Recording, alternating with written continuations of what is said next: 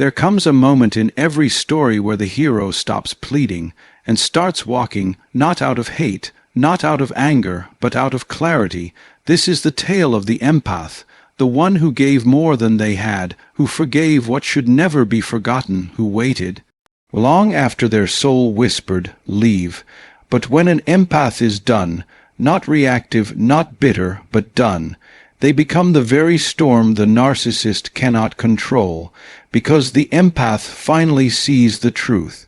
And a narcissist's greatest fear is not being hated, it's being seen. Today, I want to walk you through 5 powerful truths. Why the empath, when awakened, becomes the most dangerous mirror to the narcissist's illusion. In the beginning, the dance between the empath and the narcissist feels like fate. There is a magnetic pull, a spiritual entanglement that seems unshakable. The empath, drawn by the desire to heal, to love, to give, steps forward with open hands and an unguarded heart. But the narcissist has no intention of meeting them halfway. Instead, they step back, just far enough that the empath is always chasing. The narcissist's power lies not in strength, but in distortion. They do not conquer directly. They corrode silently. They twist words until meaning bleeds out of them. What was once a tender conversation becomes a battlefield of implication. What once felt like affection now tastes of manipulation. The empath, with their natural instinct to assume responsibility, turns inward. Maybe I overreacted. Maybe I'm too emotional. Maybe this is love, and I just don't understand it yet. That is how confusion begins, not as chaos, but as self-doubt. Over time, confusion becomes a silent invader. The empath begins to mistrust their own perceptions. Their memory becomes unreliable because the narcissist rewrites the past with such conviction. I never said that. You're imagining things. You're crazy. These phrases don't just cut, they program. They create a split between reality and the empath's ability to process it. Slowly, the empath learns to suppress their instincts.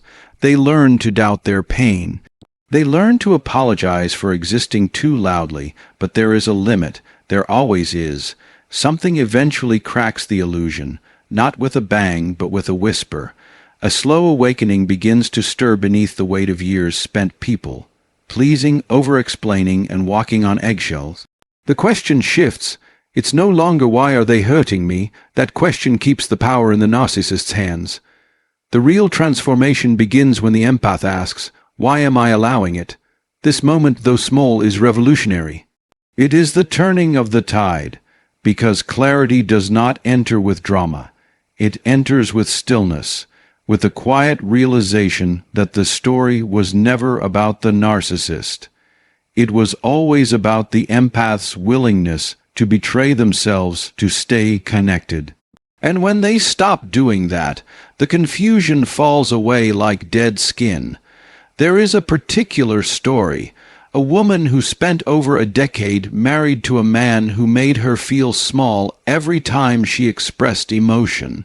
Whenever she cried, he mocked her, called her too sensitive, told her she was exhausting. At first, she tried to adapt. She read books on emotional regulation. She attended couples therapy alone. She Googled phrases like how to love someone who's emotionally distant and how to stop being needy. She tried to shrink herself into a version that might be lovable to him. For 12 years, she edited her voice down to a whisper, and he still said she was too loud. Then one day, during a routine session with a therapist, she broke down.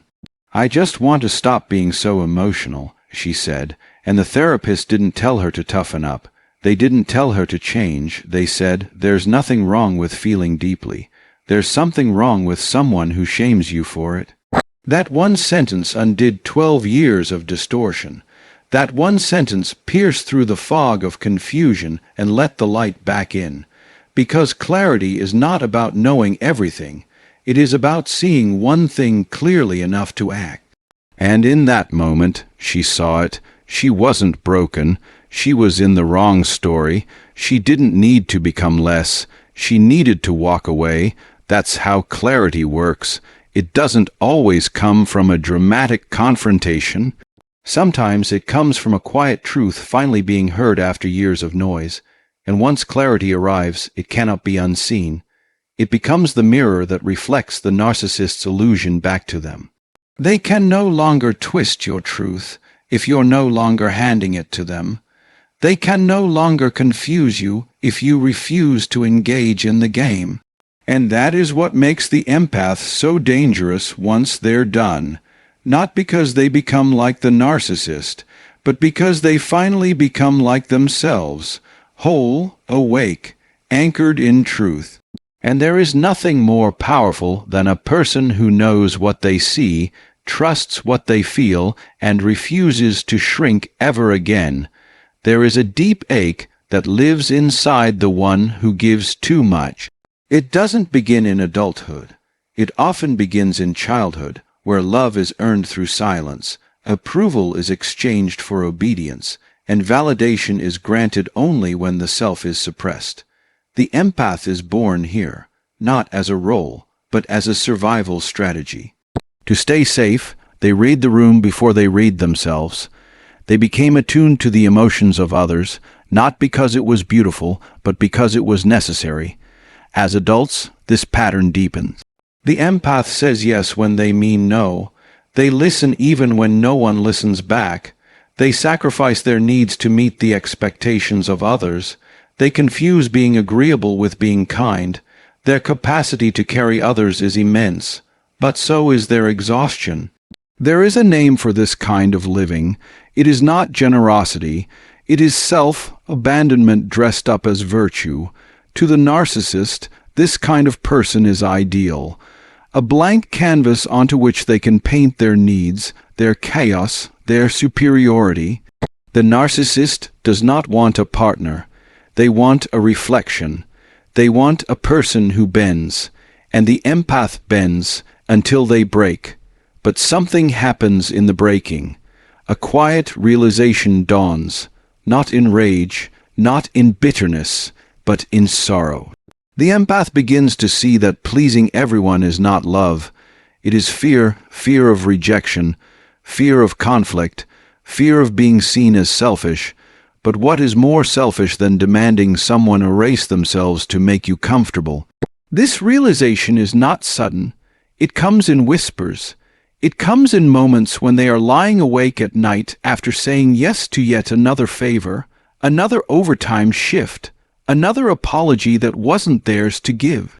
The body keeps score, the soul keeps records, and at some point the account runs dry. When the empath is done, they do not become hard, they become honest. They no longer confuse pleasing with love. They no longer chase the approval of those who only love the version of them that is silent and small. Instead, they learn to set boundaries, not as punishment, but as protection, not to keep people out, but to keep themselves in. There is a story of a nurse who had given her all to a demanding workplace under the control of a narcissistic supervisor. She was the one who always stayed late, picked up shifts, and canceled her plans to fill in for others. And each time she tried to assert herself, her boss manipulated her with guilt. "You're the only one I can count on," he would say, and she believed it, until one day she didn't. That day came quietly. She was asked again to work late, without notice, without appreciation, without pay. But this time she didn't offer excuses or apologies. She said, calmly and clearly, "I won't be taking extra shifts anymore without compensation." Her boss exploded. He accused her of being selfish, of letting the team down, but she didn't flinch, she didn't defend, she didn't fold, she walked away. That moment wasn't just an act of defiance, it was a moment of awakening. It wasn't about the shift, it was about reclaiming her right to exist without being used. That is what boundaries are. They are not walls to isolate. They are doors with locks, built to decide who enters and who must stay outside. For the empath, the door had always been open, welcoming everyone, even those who came only to harm, but not anymore. The empath who is done does not hate. They are not cruel. but they are no longer available for the games. They understand now that love given without limit becomes currency for manipulation, that sacrificing yourself for others is not nobility, it is slow self-erasure, and so the word no becomes sacred. It becomes a sentence in itself. It becomes a declaration. I am allowed to have limits. I am allowed to rest. I am allowed to choose myself, and in choosing themselves, they find something they had lost long ago, a sense of wholeness. To love oneself is not arrogance. It is the first step toward true connection, because only when the empath honors their own needs can they love another without losing themselves in the process. Boundaries, once feared, become freedom. And in that freedom, the empath rediscovers their strength, not in giving everything, but in giving wisely, with discernment, and most importantly, without abandoning their own soul in the process. There comes a moment in the life of the empath when words begin to feel like chains. For years, they have spoken, pleaded, explained, and justified. They have tried to make themselves understood in a language the narcissist never intended to hear. Every conversation becomes a courtroom, every disagreement a trial, where the empath is both the accused and the defense, attorney arguing tirelessly for their right to feel, to exist, to be treated with respect. The narcissist thrives in this arena, not because they crave truth, but because they crave control. They do not seek understanding, they seek reaction. Tears, raised voices, emotional pleas, these are not signals of distress to them. They are victories. They are proof that their manipulation is working, that they still have the power to bend reality around their own design. And the empath, so full of heart and hope, walks into this battlefield again and again, believing that if they can just find the right words, the narcissist will finally see, finally understand, finally care. But there is no end to this argument because it was never a conversation. It was a trap. The moment the empath begins to defend themselves, they have already lost. The narcissist does not argue in search of clarity. They argue to distort, to exhaust, and ultimately to dominate. Eventually, the empath learns this, not all at once, but through a slow unraveling. They notice how every time they express pain, it is turned against them. They realize that the more they explain, the less they are heard. They begin to see that logic is twisted, that apologies are demanded but never returned, that their emotions are not met with empathy but with dismissal. And then the shift begins, not out of bitterness, not even out of anger, but out of an exhausted clarity. The empath stops arguing, they stop justifying, they stop trying to be understood by someone who has no intention of listening. Silence becomes their new strength, not the cold silence of revenge, but the sacred silence of self-preservation. This silence is not empty, it is full of meaning. It is the space where healing begins. It is the decision to no longer waste energy in a game that can never be won. It is the realization that peace is not found in convincing someone to treat you well. It is found in no longer needing their validation to feel whole. The absence of drama, once mistaken for passivity, becomes the most powerful form of resistance. No more raised voices, no more frantic texts, no more over-explaining feelings to someone who weaponizes them. Just stillness, just breathe, just space. And in that space, the empath begins to hear something they hadn't heard in years. Their own voice, the one that had been drowned out by the noise of constant conflict. That voice does not scream, it does not beg, it simply says, enough. There is no need to slam doors or make grand announcements. The power is not in the performance. The power is in the refusal to engage. The narcissist will likely escalate, will push harder, will try every tactic to reignite the old cycle. But the empath has stepped out of the game, and without participation, the manipulation collapses. It is in this silence that self-respect is rebuilt, not with declarations, but with boundaries drawn in quiet certainty.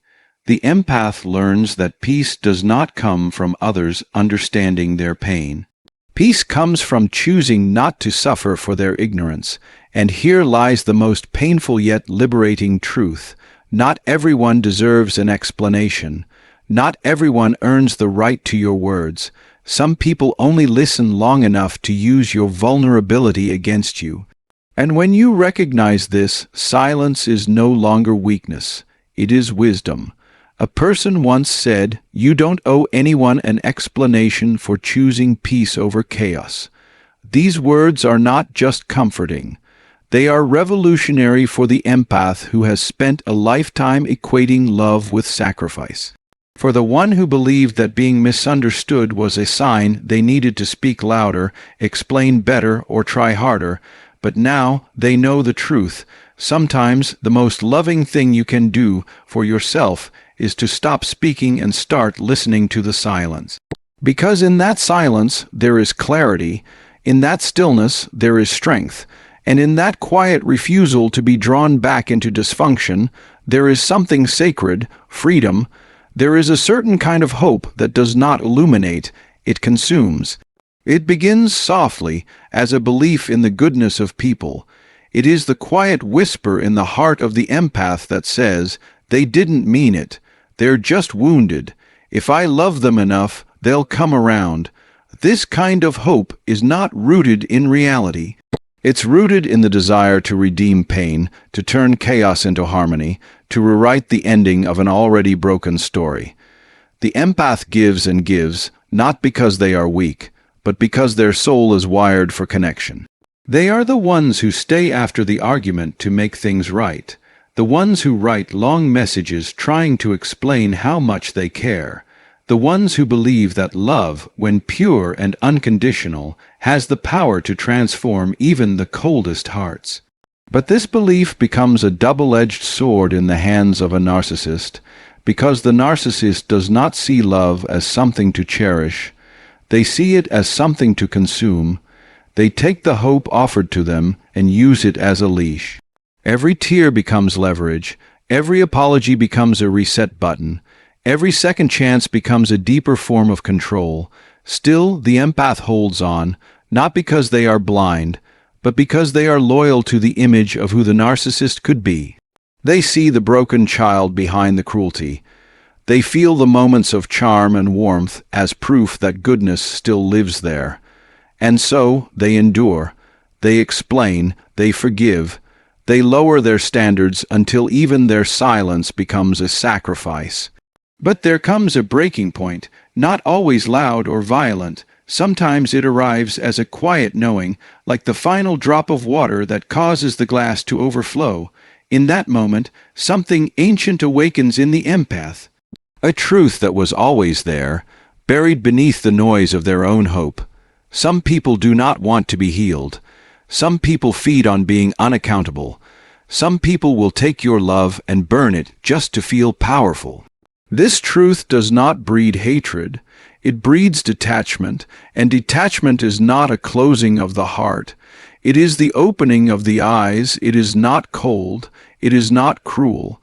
It is warm with the light of realization, of finally understanding that staying was not saving anyone. It was only sacrificing yourself. Detachment is the sacred pause between reaction and response, between illusion and truth. It is where peace begins, not because the other has changed, but because you no longer need them to. This is the quiet miracle of letting go. The empath no longer bleeds to prove their worth. They no longer search for signs that the narcissist is capable of change. They stop trying to decode the inconsistency of words that never align with actions. And in this surrender, a strange kind of freedom is born, a freedom that doesn't shout or declare itself, a freedom that just is.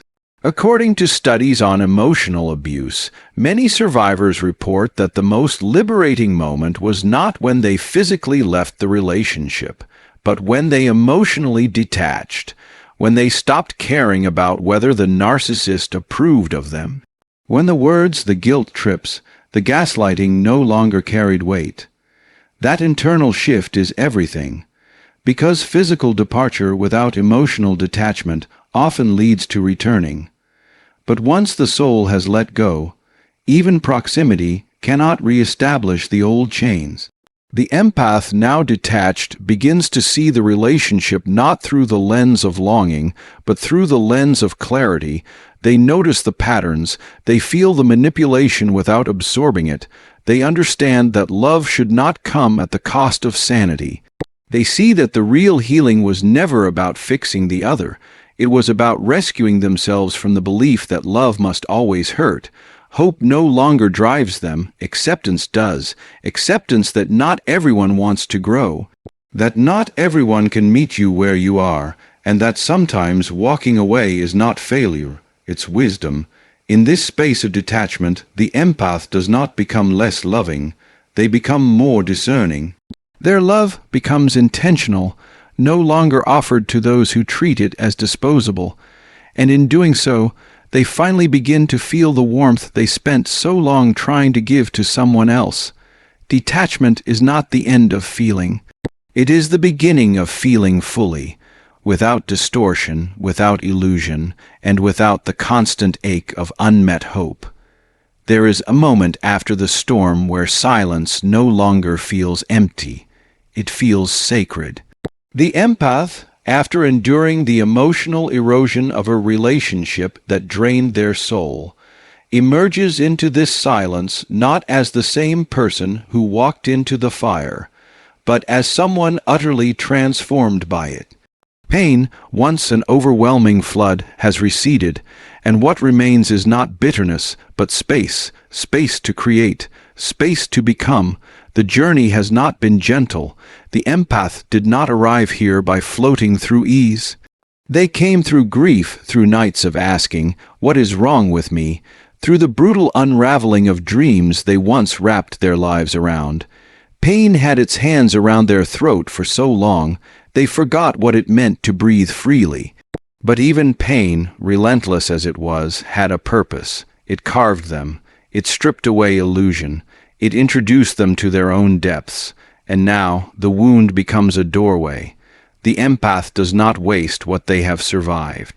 Their suffering becomes alchemy. Where they once tried to save someone who didn't want to be saved, they now channel that energy into something real, something that breathes life instead of extracting it. They begin to write honest words born from experience that help others feel less alone. They begin to paint, to build, to speak, to hold space for others who are still walking through the darkness they once knew so well. Their pain becomes purpose, and in that shift, they reclaim what was once taken from them. They become the lighthouse, not because they sought to lead, but because they refused to drown. They learn to steady their own hands in chaos. They know what it feels like to question their worth, to silence their voice, to shrink for the comfort of someone else. And so, when they speak, others listen, not because their words are loud, but because they are true. Their presence carries something weightless yet immovable: integrity. What the narcissist tried to destroy, the empath's depth, vulnerability, intuition, becomes the very qualities that draw others to them now. Only this time the empath is no longer giving themselves away in the process. They have learned the art of discernment. They no longer confuse being needed with being loved. They no longer seek to prove their value through sacrifice. Instead, they choose to share their gifts with intention, and that is what makes the difference. The past no longer defines them, but it informs them. They are not ashamed of having cared too much. That was never their flaw. It was their light misplaced. They understand now that the one who asked them to dim was afraid of their brightness, that being too much was never the problem. It was being in the presence of someone who was too little, too unable to match what they brought to the table. And so they stop waiting for permission to be loved fully. They stop hoping to be chosen by someone who never knew how to choose anything but control. Instead, they become the love they spent years begging for. They become it for themselves, for their children, for their communities, for the strangers whose lives they touch in quiet, unseen ways. This is the final transformation, not because the pain disappears, but because it no longer leads. The pain, now integrated, becomes fuel for something greater, a mission, a message, a presence. The empath no longer wakes up asking, "Why did this happen to me?" but instead, "How can I use what I've lived through to create something meaningful?" This doesn't mean the scars fade entirely. Some days the shadows return. Some memories still sting. But the difference is, the empath no longer fears the dark. They've made peace with it. They've learned that light is not the absence of pain, but the courage to shine through it. And so they rise, not in defiance but in devotion, to truth, to growth, to love that doesn't ask them to disappear. They rise with purpose carved from every ache they endured, and in doing so, they give others permission to rise too. Because real healing is not about forgetting what happened, it's about using what happened to become someone unshakably rooted in who they are, and in that becoming, they don't just survive the pain, they transcend it. The most dangerous person to a narcissist is not the fighter, the loud one, or the angry one. It is the empath who is done explaining, done fixing, done waiting. They are not vengeful. They are just free. And freedom is the one thing the narcissist can never control. Let this be your reminder. Your empathy is not your weakness. It is your superpower. When you finally aim it inward,